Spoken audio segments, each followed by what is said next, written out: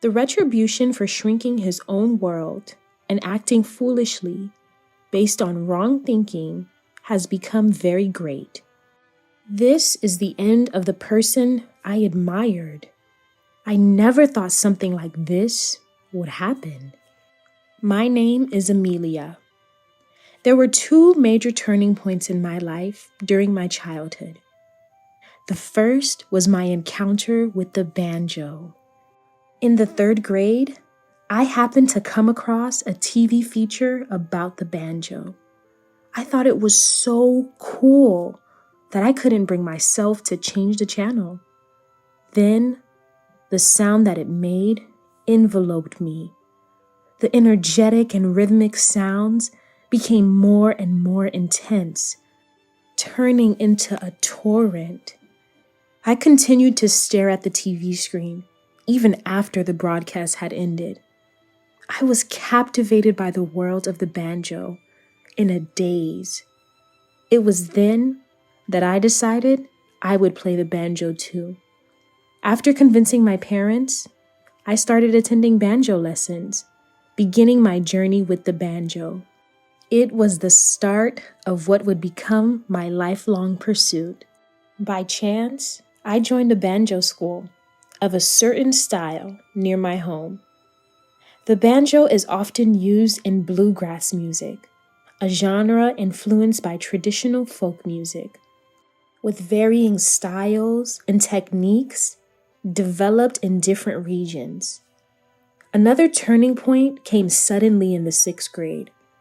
About 2 hours after having dinner with my family, I suddenly felt sick and vomited. My eyelids swelled, my throat itched, and I felt difficulty breathing. Alarmed by my sudden condition, my parents called an ambulance, and I was taken to the hospital for treatment. It turned out I had developed a shellfish allergy. Indeed, we had crab and shrimp for dinner. Boiled crab and shrimp chili, my favorites, made for an exciting dinner. Allergies can sometimes suddenly manifest after being dormant. My favorite foods had become my worst enemies in that moment. This allergy, showing typical immediate type food allergic reactions, persisted into adulthood without developing any tolerance. Eating these foods was essentially ingesting poison. Despite longing for my once favorite foods, I couldn't return to them. Regular allergy tests showed no signs of improvement. Checking ingredients before meals became a tedious task. While my diet faced restrictions, my banjo skills improved significantly. I was a 3rd grader when I started playing, and when I was in the 6th grade, I brilliantly won 1st place in the junior division of a contest. For middle school, I chose a school with a banjo club and was successfully admitted. Even though it was a bit challenging for my academic level, but I managed through hard work and determination. I really wanted to attend this school. Its banjo club was renowned nationwide, and the instructor was a famous figure in the banjo world. I joined the club as soon as I enrolled, being the first choice. The person who welcomed me was the instructor, the prominent musician Evelyn. She belonged to the same banjo school as I did, and had been a judge in the contest where I won 1st place. Under Evelyn's guidance, I started exploring the banjo world with new friends. During my middle school years, we achieved national victory. We competed fiercely against strong schools, barely winning by a small margin. As a senior and club president, I accepted the championship trophy. At the celebration party, generous supporters sent over a splendid crab. I must have looked troubled, noticing which, Evelyn asked what was wrong. I explained my allergy. Evelyn seemed to learn about shellfish allergies for the first time and immediately started searching on her cell phone. After a quick check, she expressed her unawareness. She mentioned how her son loved crab, saying she never imagined a favorite food could become poisonous for someone. Thankfully, there were plenty of other delicacies at the party, so I was satisfied. I suppressed the memory of my love for crab, sealing away the desire to try it again. The pain and distress from allergic reactions were too familiar, creating a strange and unpleasant feeling. In high school, I continued to hone in on my skills in the banjo club, achieving 3 consecutive national championships. The 3 consecutive wins set a new record for the competition. I also achieved 3 consecutive victories in the individual category, maintaining the top position in high school banjo playing. After graduating high school, I went on to university. When I thanked Evelyn for her 6 years of guidance, she smiled and said it wasn't a goodbye, as we were from the same school of banjo and would likely collaborate again. In university, I continued playing the banjo. I got involved in activities to expand the world of banjo, further intensifying my involvement within our school. In my 3rd year of university, Evelyn transferred to our school studio as the head. Evelyn, too, had continued to excel and solidify her position within our school during this time. Thus, we started working together again. Once, Evelyn sprained her ankle. Her foot swelled up, making it difficult to walk. She was rubbing her painful foot, calling for a ride. The person who arrived was a man, about my age, introduced as Evelyn's son, Oliver. Together, we supported Evelyn and took her home. As we were about to leave, after laying Evelyn down, Oliver invited me to stay for coffee. While having coffee, I learned a lot about Evelyn from Oliver. Evelyn had divorced her husband, Jackson, 10 years ago, raising Oliver alone. The divorce was due to Evelyn's intense focus on the banjo, leading to neglect at home and worsening their relationship. Evelyn had promised to raise Oliver well to gain custody, and she did just that. Oliver remarked that it's great to have passions, but losing sight of everything else isn't good. He said he regularly meets and communicates with Jackson. Oliver, who loves crab, jokingly said that despite his parents often treating him to it to get his attention, he gets tired of the crab attacks. I recalled Evelyn once mentioning her son's love for crab. I shared my allergy story with Oliver, how it suddenly developed, the severity of the symptoms, the struggle with memories from when I loved those foods, and the lack of improvement despite allergy tests. Oliver empathized, saying it must be tough to have your favorite food turn poisonous. He wasn't sure how he'd cope if it had happened to him with crab. He hoped I'd recover soon and be able to enjoy it again. Oliver's kindness and generosity led us to meet and talk regularly. Oliver, a university student a year ahead of me, chose a major trading company for his career, aspiring to introduce wonderful products from around the world to Japan. His eyes sparkled as he talked about his dream, which made my heart flutter. The following year, as I graduated from university, I got a job at our school's association office. I continued to play the banjo while working there. The office accepted my wish to juggle both roles. I worked towards polishing my banjo skills and increasing its social recognition. Evelyn's support was instrumental in this job opportunity. She recommended me for my banjo skills, passion, and business management knowledge from university. One day, Oliver invited me out to celebrate my graduation and new job.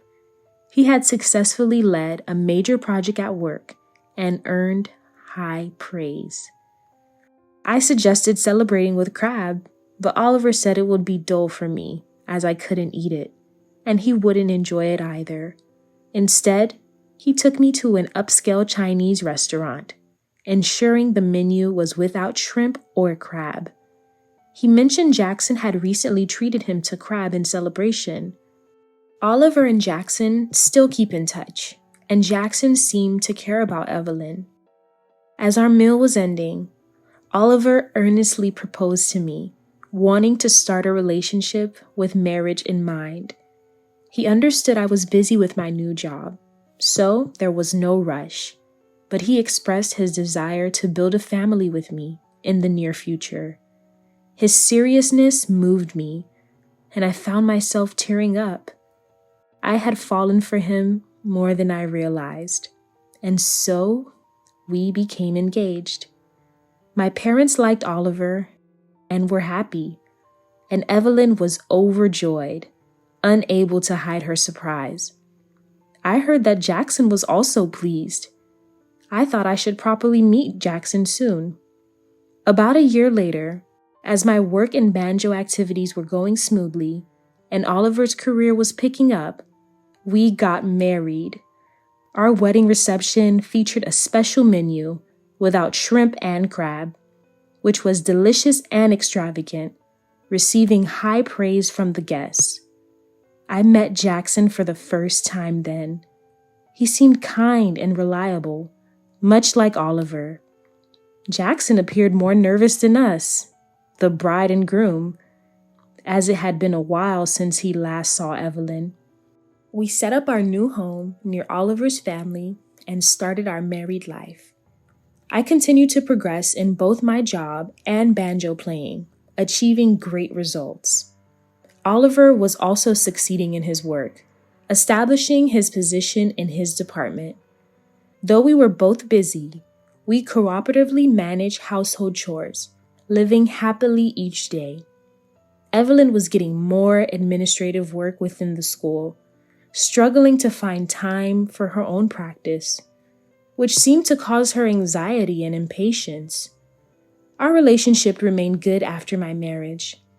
Though we were teacher and student, colleagues, and had become like family, I felt our relationship was changing, slightly due to Evelyn's recent restlessness. Later, I began teaching as well as performing, recognized by the association for my skills. Oliver was thrilled for me, and Evelyn seemed happy too, but her reaction was somewhat subdued, which concerned me. 1.5 years into our marriage, 2 significant events occurred. The first was my pregnancy, revealed during a medical checkup for recent ill health. Oliver and I were expecting a new member of our family.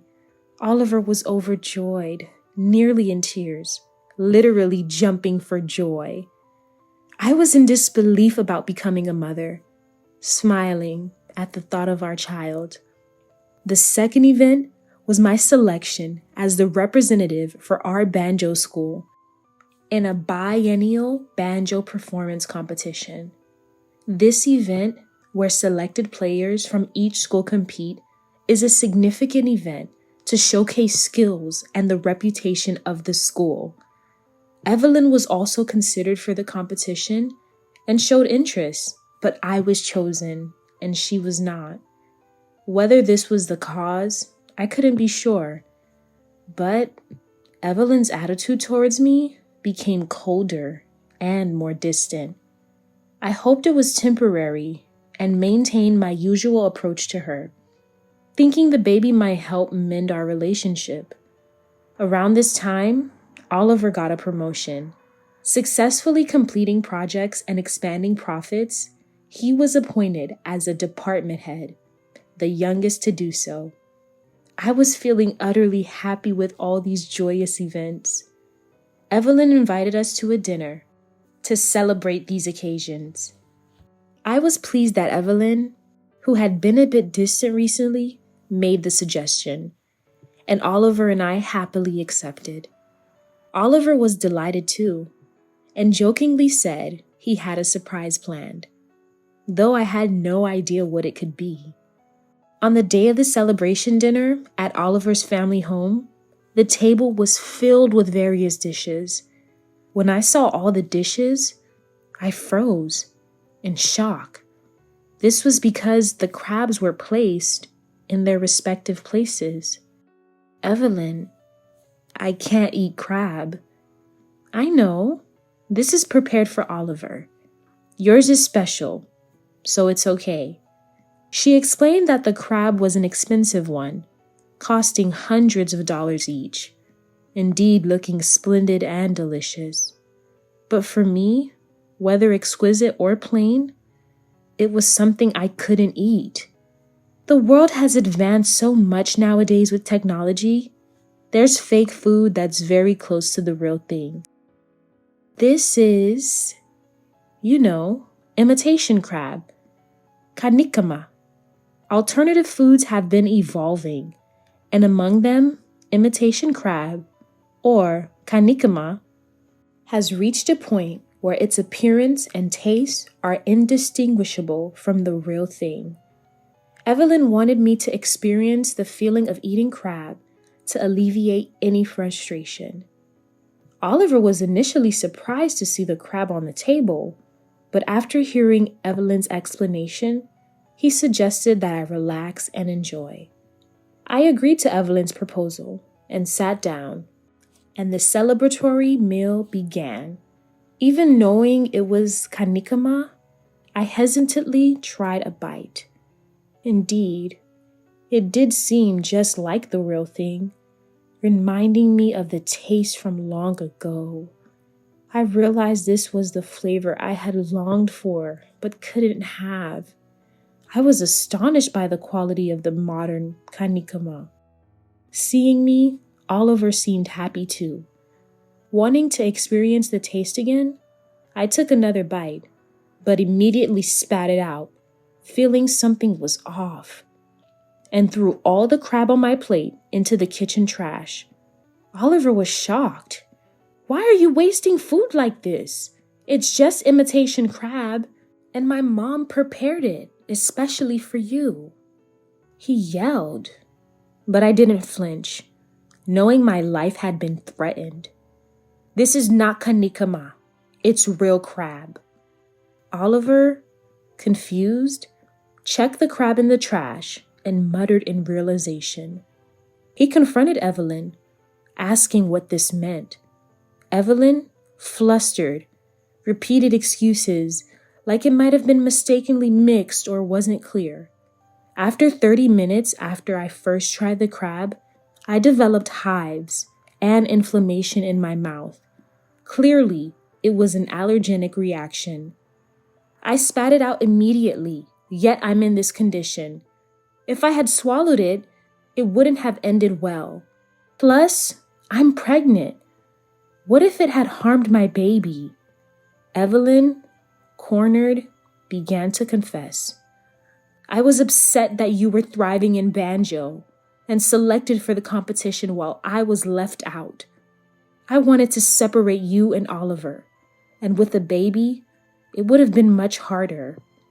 So, I wanted to make you suffer and cause a miscarriage," she admitted. Hearing Evelyn's selfish reasoning, I was trembling with anger and sadness over her betrayal. Oliver was furious at her folly. Then, someone entered the room. It was Jackson. Apparently, he had heard everything from outside. "What you did is akin to attempted murder. There's no excuse for such selfish reasoning." As I was surprised by Jackson's sudden appearance, Oliver explained. "It was supposed to be a celebration, so I invited Dad as a surprise. He was concerned about Mom, and it seemed like a good opportunity." Evelyn, overwhelmed by Jackson's unexpected arrival, collapsed to her knees. Even if she didn't intend it, What she did was life-threatening for me. Jackson, a lawyer, asked if I wanted to press charges. In such a serious case, an immediate arrest would normally follow, but since it wasn't public, my decision as the victim was respected, saying it was legally questionable for him to offer such a choice. He admitted he was unfit as a lawyer. Considering the kindness Evelyn had shown me since middle school and the safety of my baby and me, I declared I wouldn't press charges, but would cut ties with her from that day. It was a decision made without Oliver's agreement, but he nodded in approval. Evelyn just wept. No amount of tears could undo her foolish actions. Under Jackson's watch, Evelyn was to seek rehabilitation. His intention wasn't to supervise her, but to rebuild their relationship. Yet, it ended up this way. Unswayed by emotions, I calmly reported the incident to the association. The leadership, caught off guard by a senior member's misconduct, deliberated and decided to dismiss Evelyn. It was necessary to free Evelyn from her obsession with the banjo. I heard from Jackson, who was keeping an eye on her, that Evelyn was now living modestly, looking for part-time work. The rewards for shrinking one's world by oneself and doing foolish deeds based on wrong thinking have been very great. I then joined the competition. The performance was a little difficult for the contestants, who had to cover their growing bellies, but they performed beautifully and won the competition. I was able to further the name of my school. I intend to continue to pursue the world of banjo. Now, building a happy and laughing family with my soon-to-be-born child was an equally important goal.